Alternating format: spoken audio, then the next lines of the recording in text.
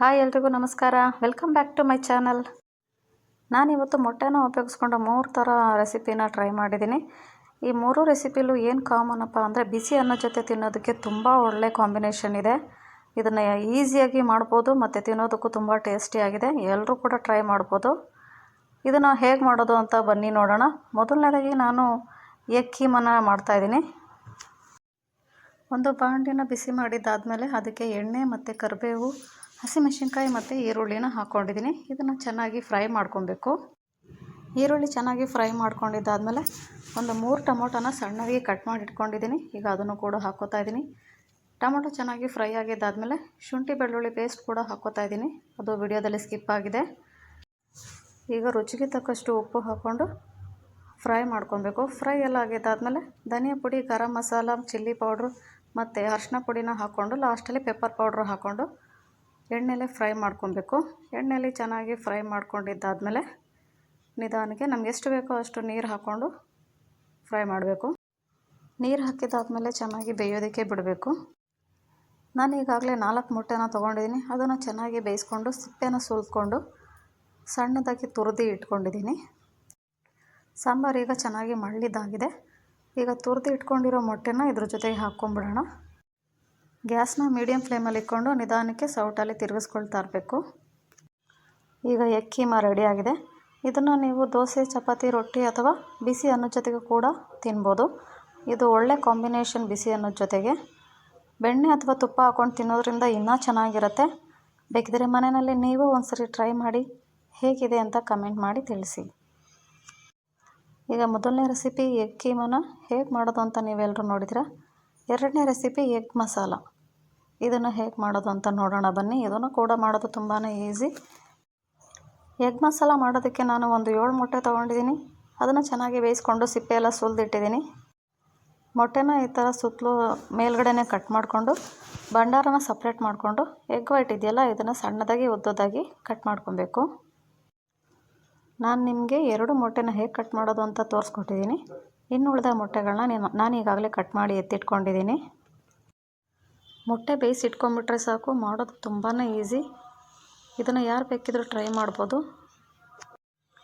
ಚಪಾತಿ ಜೊತೆ ಅಂತೂ ಒಳ್ಳೆ ಕಾಂಬಿನೇಷನ್ ಇದು. ಅಷ್ಟು ಚೆನ್ನಾಗಿರುತ್ತೆ. ಬನ್ನಿ ಹೇಗೆ ಮಾಡೋದು ಅಂತ ನೋಡೋಣ. ಫಸ್ಟು ಒಂದು ಬಾಣಲಿ ತೊಗೊಂಡಿದ್ದೀನಿ. ಬಾಣಲಿ ಸ್ವಲ್ಪ ಬಿಸಿಯಾಗಿದ್ದಾದಮೇಲೆ ಅದಕ್ಕೆ ಎಣ್ಣೆ ಹಾಕಿದ್ದೀನಿ. ಎಣ್ಣೆ ಹಾಕಿದ್ದಾದಮೇಲೆ ಈ ಥರ ಕಟ್ ಮಾಡಿ ಇಟ್ಕೊಂಡಿರೋ ಬರೀ ಎಗ್ ವೈಟನ್ನ ಮಾತ್ರ ಎಣ್ಣೆಗೆ ಹಾಕ್ಕೋಬೇಕು. ಎಗ್ ವೈಟ್ ಹಾಕಿದ್ದಾದಮೇಲೆ ಇದ್ರ ಜೊತೆಗೆ ಸ್ವಲ್ಪ ಚಿಲ್ಲಿ ಪೌಡ್ರ್ ಹಾಕ್ಕೋಬೇಕು. ನಾನು 1 ಸ್ಪೂನಷ್ಟು ಚಿಲ್ಲಿ ಪೌಡ್ರ್ ಹಾಕ್ಕೊಂಡಿದ್ದೀನಿ. ಈಗ ನಿಧಾನಕ್ಕೆ ಸೌಟ್ ಆಡಿಸ್ಬೇಕು. ಎಗ್ ವೈಟ್ ತುಂಬ ಸ್ಮೂತಾಗಿರೋದ್ರಿಂದ ಬೇಗ ತಿರ್ಗಿಸ್ಬಿಟ್ರೆ ಎಲ್ಲ ಕಟ್ ಆಗೋಗ್ಬಿಡುತ್ತೆ. ಅದಕ್ಕೆ ಮೀಡಿಯಮ್ ಫ್ಲೇಮಲ್ಲಿ ಇಟ್ಕೊಂಡು ನಿಧಾನಕ್ಕೆ ಸೌಟಲ್ಲಿ ತಿರ್ಗಿಸ್ಕೊಳ್ತಾ ಇರಬೇಕಾಗತ್ತೆ. ಈಗ ಭಂಡಾರನೂ ಕೂಡ ಇದ್ರ ಜೊತೆಗೆ ಹಾಕ್ಕೊಂಡು ನಿಧಾನಕ್ಕೆ ಫ್ರೈ ಮಾಡ್ಕೊಬೇಕು. ಒಡೆದೋಗ್ಬಾರ್ದು, ಆ ಥರ ನಿಧಾನಕ್ಕೆ ಫ್ರೈ ಮಾಡಿ. ಮೊಟ್ಟೆ ಎಲ್ಲ ಚೆನ್ನಾಗಿ ಫ್ರೈ ಮಾಡಿದ್ದಾದಮೇಲೆ ಇದನ್ನು ಒಂದು ಪ್ಲೇಟ್ಗೆ ಎತ್ತಿಟ್ಕೊಂಡ್ಬಿಡೋಣ. ಈಗ ಅದೇ ಬಾಣಲಿಗೆ ಮಸಾಲ ಮಾಡೋದಕ್ಕೆ ಏನೇನು ಬೇಕೋ ರೆಡಿ ಮಾಡ್ಕೊಳ್ಳೋಣ. ಬಾಣಲಿ ಸ್ವಲ್ಪ ಬಿಸಿಯಾಗಿದ್ದಾದಮೇಲೆ ಅದಕ್ಕೆ ಸ್ವಲ್ಪ ಎಣ್ಣೆ ಹಾಕ್ಕೊಳ್ಳೋಣ. ಎಣ್ಣೆ ಬಿಸಿಯಾಗಿದ್ದಾದಮೇಲೆ ಕರಿಬೇವು ಮತ್ತು ಕಟ್ ಮಾಡಿ ಇಟ್ಕೊಂಡಿರೋ 2 ಈರುಳ್ಳಿನ ಹಾಕ್ಕೊಂಬಿಡೋಣ. ಈರುಳ್ಳಿ ಸ್ವಲ್ಪ ಕಲರ್ ಚೇಂಜ್ ಆಗೋವರೆಗೂ ಚೆನ್ನಾಗಿ ಫ್ರೈ ಮಾಡ್ಕೊಬೇಕು. ಈರುಳ್ಳಿ ಚೆನ್ನಾಗಿ ಫ್ರೈ ಆಗಿದ್ದಾದಮೇಲೆ ಒಂದು 3 ಟೊಮೊಟೊನ ಸಣ್ಣದಾಗಿ ಕಟ್ ಮಾಡಿ ಇಟ್ಕೊಂಡಿದ್ದೀನಿ. ಅದನ್ನು ಕೂಡ ಈಗ ಇದ್ರ ಜೊತೆಗೆ ಹಾಕ್ಕೋತಾ ಇದ್ದೀನಿ. ಎಣ್ಣೆಲೆ ಚೆನ್ನಾಗಿ ಫ್ರೈ ಮಾಡ್ಕೊಬೇಕು. ಟೊಮೊಟೊ ಸ್ವಲ್ಪ ಫ್ರೈ ಆಗಿದ್ದಾದಮೇಲೆ ಶುಂಠಿ ಬೆಳ್ಳುಳ್ಳಿ ಪೇಸ್ಟ್ನು ಕೂಡ ಇದ್ರ ಜೊತೆಗೆ ಈಗಲೇ ಹಾಕ್ಕೋತಾ ಇದ್ದೀನಿ. ಟೊಮೊಟೊ ಈರುಳ್ಳಿ ಚೆನ್ನಾಗಿ ಬೇಯಬೇಕು ಅಂದರೆ ಇದ್ರ ಜೊತೆಗೇ ನಾವು ರುಚಿಗೆ ತಕ್ಕಷ್ಟು ಉಪ್ಪನ್ನ ಹಾಕ್ಕೊಂಬಿಡ್ಬೇಕು.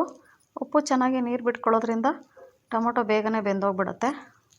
ಈಗ ಇದ್ರ ಜೊತೆಗೆ ಸಾಂಬಾರು ಪುಡಿನ ಹಾಕ್ಕೋತಾ ಇದ್ದೀನಿ. ಮನೆಯಲ್ಲೇ ಮಾಡಿದ್ದ ಸಾಂಬಾರು ಪುಡಿ ಒಂದು 2 ಸ್ಪೂನ್ ಅಂದರೆ ಒಂದು ಅರ್ಧ ಸೌಟಷ್ಟು ಹಾಕ್ಕೋತಾ ಇದ್ದೀನಿ. ಹಾಕ್ಕೊಂಡು ಎಣ್ಣೆಲೆ ಚೆನ್ನಾಗಿ ಫ್ರೈ ಮಾಡ್ಕೊಬೇಕು. ಚೆನ್ನಾಗಿ ಎಣ್ಣೆಲೆ ಫ್ರೈ ಮಾಡ್ಕೊಂಡಿದ್ದಾದಮೇಲೆ ಸ್ವಲ್ಪನೇ ನೀರು ಹಾಕ್ಕೊಬೇಕು. ಎಷ್ಟು ಗಟ್ಟಿಗೆ ಬೇಕೋ ಅಷ್ಟು ನೀರು ಹಾಕ್ಕೋಬೇಕು. ನಾನಿಲ್ಲಿ ಒಂದು 2 ಗ್ಲಾಸ್ ಅಷ್ಟು ನೀರು ಹಾಕ್ಕೊಂಡಿದ್ದೀನಿ. ಸ್ವಲ್ಪ ತೆಳ್ಳಗೆ ಇರುತ್ತೆ. ಆಮೇಲೆ ಬೆಂದಾದಮೇಲೆ ಸ್ವಲ್ಪ ಗಟ್ಟಿ ಆಗುತ್ತೆ. ನೋಡಿ ಈಗ ಸ್ವಲ್ಪ ಗಟ್ಟಿಯಾಗಿದೆ. ಈಗ ನಾವು ಫ್ರೈ ಮಾಡಿ ಇಟ್ಕೊಂಡಿರೋ ಮೊಟ್ಟೆ ಇದೆಯಲ್ಲ ಅದನ್ನು ಈಗ ಇದ್ರ ಜೊತೆಗೆ ಸೇರಿಸ್ಕೊಳ್ತಾ ಇದ್ದೀನಿ. ಗ್ಯಾಸ್ನ ಮೀಡಿಯಮ್ ಫ್ಲೇಮಲ್ಲಿ ಇಟ್ಕೊಂಡು ನಿಧಾನಕ್ಕೆ ಸೌಟಲ್ಲಿ ತಿರುಗಿಸ್ಕೊಳ್ತಾ ಇರಬೇಕು. ಮೊಟ್ಟೆ ಭಂಡಾರ ಎಲ್ಲ ಇದೆಯಲ್ಲ ಅವೆಲ್ಲ ಒಡೆದೋಗ್ತಾ ಇರೋ ಹಾಗೆ ನಿಧಾನಕ್ಕೆ ತಿರುಗಿಸ್ಕೊಳ್ಬೇಕು. ಮಸಾಲ ಎಲ್ಲ ಚೆನ್ನಾಗಿ ಬೆಂದಾಗಿದೆ. ಮೊಟ್ಟೆಗೂ ಖಾರ ಚೆನ್ನಾಗಿ ಹಿಡಿದಿದೆ, ಘಮ್ ಅಂತಿದೆ. ಲಾಸ್ಟಲ್ಲಿ ಇದಕ್ಕೆ ಸ್ವಲ್ಪ ಕೊತ್ತಂಬರಿ ಹಾಕ್ಕೊಂಬಿಟ್ರೆ ಇನ್ನೂ ಟೇಸ್ಟ್ ತುಂಬ ಚೆನ್ನಾಗಿರುತ್ತೆ. ಎಗ್ ಮಸಾಲ ಈಗ ರೆಡಿಯಾಗಿದೆ. ಈಗ ಇದನ್ನು ಬಿಸಿ ಬಿಸಿ ಅನ್ನದ ಜೊತೆ ತಿನ್ನೋದಕ್ಕೆ ತುಂಬ ಚೆನ್ನಾಗಿರುತ್ತೆ. ಚಪಾತಿ ಜೊತೆಗೂ ಕೂಡ ತಿನ್ಬೋದು, ಮುದ್ದೆ ಜೊತೆಗೂ ಒಳ್ಳೆ ಕಾಂಬಿನೇಷನು, ಸಖತ್ತಾಗಿರುತ್ತೆ. ನೀವು ಒಂದ್ಸರಿ ಮನೆಯಲ್ಲಿ ಟ್ರೈ ಮಾಡಿ ಹೇಗಿದೆ ಅಂತ ಕಮೆಂಟ್ ಮಾಡಿ ತಿಳಿಸಿ.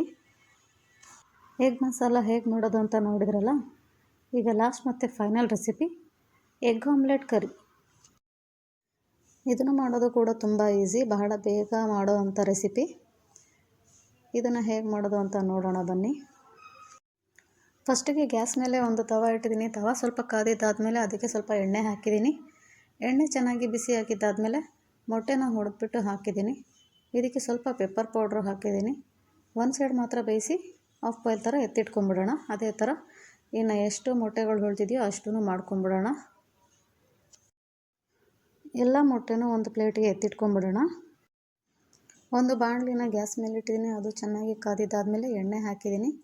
ಎಣ್ಣೆ ಚೆನ್ನಾಗಿ ಕಾದಿದ್ದಾದಮೇಲೆ ಸೋಂಪು ಕಾಳು, ಜೀರಿಗೆ, ಕರಿಮೆಣಸು, ಚಕ್ಕೆ, ಲವಂಗ, ಸ್ಟಾರ್ ಅನೈಸ್ ಮತ್ತು ಪಲಾವ್ ಎಲೆ ಹಾಕಿದ್ದೀನಿ. ಇವೆಲ್ಲ ಹಾಕಿ ಸ್ವಲ್ಪ ಬಿಸಿ ಆಗಿದ್ದಾದಮೇಲೆ 2 ಈರುಳ್ಳಿನ ಸಣ್ಣದಾಗಿ ಕಟ್ ಮಾಡಿ ಇಟ್ಕೊಂಡಿದ್ದೀನಿ. ಅದನ್ನು ಕೂಡ ಇದಕ್ಕೆ ಸೇರಿಸ್ಕೊತಾ ಇದ್ದೀನಿ. ಎಲ್ಲನೂ ಹಾಕಿದ್ದಾದಮೇಲೆ ಸ್ವಲ್ಪ ಹೊತ್ತು ಚೆನ್ನಾಗಿ ಫ್ರೈ ಮಾಡ್ಕೊಬೇಕು. ಈರುಳ್ಳಿ ಹಸಿ ಸ್ಮೆಲ್ ಹೋಗಬೇಕು, ಸ್ವಲ್ಪ ಕಲರ್ ಚೇಂಜ್ ಆಗಬೇಕು, ಅಲ್ಲಿವರೆಗೂ ಫ್ರೈ ಮಾಡಿಕೊಂಡ್ರೆ ಸಾಕು. ಒಂದು 3ರಿಂದ 4 ಟೊಮೊಟೊನ ತೊಗೊಂಡಿದ್ದೀನಿ. ಅದನ್ನು ಸಣ್ಣದಾಗಿ ಕಟ್ ಮಾಡಿ ಇಟ್ಕೊಂಡಿದ್ದೀನಿ. ಅದನ್ನು ಕೂಡ ಈಗ ಇದರೊಳಗಡೆ ಸೇರಿಸ್ಕೊತಾ ಇದ್ದೀನಿ. ಟೊಮೊಟೊನ ಹಾಕಿದ್ದಾದಮೇಲೆ ಚೆನ್ನಾಗಿ ಫ್ರೈ ಮಾಡ್ಕೊಬೇಕು. ಚೆನ್ನಾಗಿ ಮ್ಯಾಶ್ ಆಗೋವರೆಗೂ ಫ್ರೈ ಮಾಡಬೇಕು. ಟೊಮೊಟೊ ಸ್ವಲ್ಪ ಬೆಂದಿದ್ದಾದಮೇಲೆ ರುಚಿಗೆ ತಕ್ಕಷ್ಟು ಉಪ್ಪು ಹಾಕ್ಕೊಂಡು ಚೆನ್ನಾಗಿ ಮಿಕ್ಸ್ ಮಾಡ್ಕೊಬೇಕು. ಟೊಮೊಟೊ ಈಗ ಚೆನ್ನಾಗಿ ಮ್ಯಾಶ್ ಆಗಿದೆ. ಈಗ ಇದಕ್ಕೆ ಮಸಾಲೆ ಪೌಡ್ರ್ಗಳನ್ನ ಹಾಕ್ಕೊಂಬಿಡೋಣ. ಧನಿಯಾ ಪುಡಿ ಸ್ವಲ್ಪ, ಅರಿಶಿನ ಪುಡಿ ಸ್ವಲ್ಪ, ಗರಂ ಮಸಾಲ ಸ್ವಲ್ಪ, ಕಾಶ್ಮೀರಿ ರೆಡ್ ಚಿಲ್ಲಿ ಪೌಡರ್ ಹಾಕ್ಕೊಳ್ಳೋಣ. ಇದನ್ನು ಒಂದು 3 ಸ್ಪೂನ್ ಹಾಕ್ಕೊಂಡಿದ್ದೀನಿ. ಕಾಶ್ಮೀರಿ ರೆಡ್ ಚಿಲ್ಲಿ ಪೌಡ್ರು ಸ್ವಲ್ಪ ಟೇಸ್ಟು ಚೆನ್ನಾಗೇ ಇರುತ್ತೆ. ಇವನ್ನೆಲ್ಲ ಹಾಕ್ಕೊಂಡು ಚೆನ್ನಾಗಿ ಫ್ರೈ ಮಾಡ್ಕೊಬೇಕು. ಫಸ್ಟು ಎಣ್ಣೆಲೇ ಚೆನ್ನಾಗಿ ಫ್ರೈ ಆದಮೇಲೆ ಸ್ವಲ್ಪನೇ ನೀರು ಹಾಕ್ಕೊಬೇಕು. ಮತ್ತು ಚೆನ್ನಾಗಿ ಬೇಯೋದಕ್ಕೆ ಬಿಡಬೇಕು. ಕರಿ ಮಾಡೋದಕ್ಕೆ ಸ್ವಲ್ಪ ನೀರು ಕಮ್ಮಿನೇ ಹಾಕ್ಕೊಬೇಕು. ಇವಾಗ ನೋಡಿ ಚೆನ್ನಾಗಿ ಬೆಂದಾಗಿದೆ, ಮಳ್ತಾ ಇದೆ. ಈಗ ನಾವು ಆಮ್ಲೆಟ್ ಥರ ಮಾಡಿ ಇಟ್ಕೊಂಡಿದ್ದೀವಲ್ಲ, ಅದನ್ನು ಈಗ ಒಂದೊಂದಾಗಿ ಇದಕ್ಕೆ ಸೇರಿಸ್ಕೊಂಬಿಡೋಣ. ಒಂದು ಸೈಡ್ ಬೇಯಿಸಿದ್ದೀವಿ ಆಫ್ ಬಾಯ್ಲ್ ಥರ. ನಾನೊಂದು 5 ಮೊಟ್ಟೆನ ಆಫ್ ಬಾಯ್ಲ್ ಮಾಡಿಟ್ಕೊಂಡಿದ್ದೀನಿ. ಅದನ್ನೆಲ್ಲನೂ ಈಗ ಇದರೊಳಗಡೆ ಸೇರಿಸ್ಕೊತಾ ಇದ್ದೀನಿ. ಗ್ಯಾಸ್ನ ಲೋ ಫ್ಲೇಮಲ್ಲಿ ಇಟ್ಕೊಂಡಿರಬೇಕು. ಒಂದು ಸೈಡ್ ಮಸಾಲೆ ಎಲ್ಲ ಚೆನ್ನಾಗಿ ಮಿಕ್ಸ್ ಆಗಿದ್ದಾದಮೇಲೆ ಮೊಟ್ಟೆನೆಲ್ಲ ಇನ್ನೊಂದು ಸೈಡು ತಿರುಗಿಸ್ಕೊಳ್ಬೇಕು. ಎಲ್ಲ ಮೊಟ್ಟೆನೂ ತಿರುಗಿಸಿದ್ದಾದಮೇಲೆ ಗ್ಯಾಸ್ನ ಆಫ್ ಮಾಡ್ಕೊಂಬಿಡಬೇಕು. ಈಗ ಎಗ್ ಆಮ್ಲೆಟ್ ಕರಿ ರೆಡಿಯಾಗಿದೆ. ಇದನ್ನು ಬಿಸಿ ಬಿಸಿ ಅನ್ನದ ಜೊತೆ, ಮುದ್ದೆ ಜೊತೆಗೆ ಮತ್ತು ಚಪಾತಿ ಜೊತೆಗೆ ತಿನ್ನೋದಕ್ಕೆ ತುಂಬ ಚೆನ್ನಾಗಿರುತ್ತೆ. ನಾನಂತೂ ಟೇಸ್ಟ್ ಮಾಡಿದ್ದೀನಿ. ನಮ್ಮನೇಲಿ ಎಲ್ರಿಗೂ ತುಂಬ ಇಷ್ಟ ಆಗಿದೆ. ನೀವು ಒಂದ್ಸರಿ ಟ್ರೈ ಮಾಡಿ ಹೇಗಿದೆ ಅಂತ ಕಮೆಂಟ್ ಮಾಡಿ. ನಾನಿವತ್ತು ನಿಮಗೆ ಮೊಟ್ಟೆಯಿಂದ ತುಂಬ ಈಸಿಯಾಗಿ ಟೇಸ್ಟಿಯಾಗಿರೋ ಎಲ್ರಿಗೂ ಇಷ್ಟ ಆಗೋವಂಥ ರೆಸಿಪಿನ ಹೇಳ್ಕೊಟ್ಟಿದ್ದೀನಿ. ಈ 3ರಲ್ಲಿ ನಿಮಗೆ ಯಾವ್ದು ಇಷ್ಟ ಆಯಿತು ಅಂತ ನನಗೆ ಕಮೆಂಟ್ ಮಾಡಿ ತಿಳಿಸಿ. ಈ ರೆಸಿಪಿ ನಿಮಗೆ ಇಷ್ಟ ಆಗಿದರೆ ಪ್ಲೀಸ್ ಲೈಕ್ ಮಾಡಿ ಮತ್ತು ಶೇರ್ ಮಾಡಿ. ಹಾಗೆಯೇ ಯಾರಿನ್ನೂ ನನ್ನ ಚಾನಲ್ನ ಸಬ್ಸ್ಕ್ರೈಬ್ ಮಾಡ್ಕೊಳ್ದೆ ನೋಡ್ತಿದ್ದೀರೋ ಅವರೆಲ್ಲ ದಯವಿಟ್ಟು ಬೇಗ ಸಬ್ಸ್ಕ್ರೈಬ್ ಮಾಡ್ಕೊಳ್ಳಿ. ಮತ್ತೆ ಮುಂದಿನ ರೆಸಿಪಿಯೊಂದಿಗೆ ಸಿಗ್ತೀನಿ. ಅಲ್ಲಿವರೆಗೂ ಟೇಕ್ ಕೇರ್. Bye bye.